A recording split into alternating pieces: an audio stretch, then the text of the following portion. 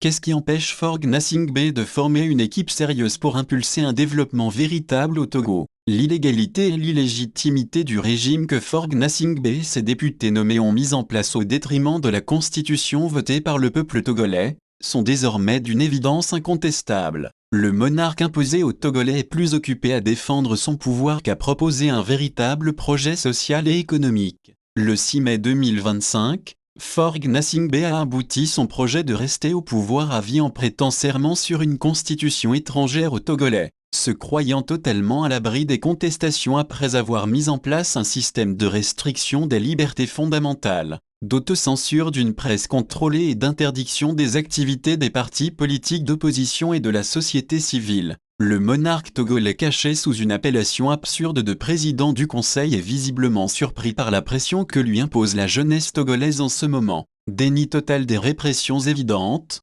filmer et documenter des manifestations pacifiques, rejet de l'existence de miliciens qui finalement organisent une conférence de presse pour se révéler sans inquiétude au public. Campagne de communication menée par des ministres sur des médias étrangers interdites de diffusion au Togo, restriction drastique de la connexion Internet. La liste des actions saugrenues et irraisonnées de l'actuel régime à la tête du pays est longue. Faure Gnassingbé et sa minorité semblent être désormais acculés et ne sont motivés quotidiennement que par la volonté d'éviter que le pouvoir leur échappe. En ce qui concerne la nécessité de développer le pays, elle est reléguée au dernier plan. Depuis sa prestation de serment, Faure Gnassingbé s'appuie sur les fébriles béquilles que constituent les ministres d'un gouvernement dont on ne connaît plus le fondement juridique pour, est-il dit, gérer les affaires courantes. La gestion des affaires courantes, du moins ce qu'on en voit de la pratique du régime RPT UNIR, ne diffère aucunement de la manière dont le Togo est géré depuis 20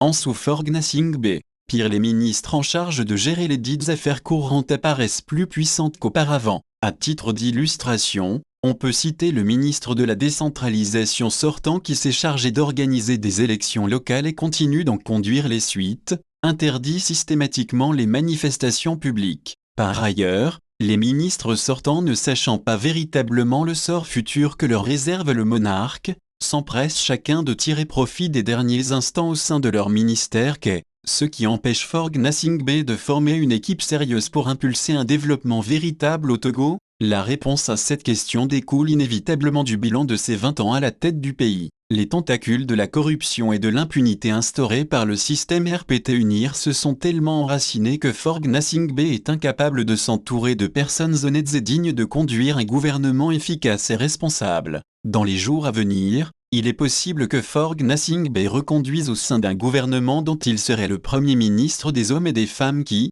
depuis plusieurs années, n'ont cessé d'engloutir l'économie togolaise, de brimer les Togolais en les privant de leurs droits fondamentaux et d'une vie décente. Ce sera alors une preuve supplémentaire que le système RPT UNIR n'a plus rien à offrir aux Togolais. Kossi Lamba.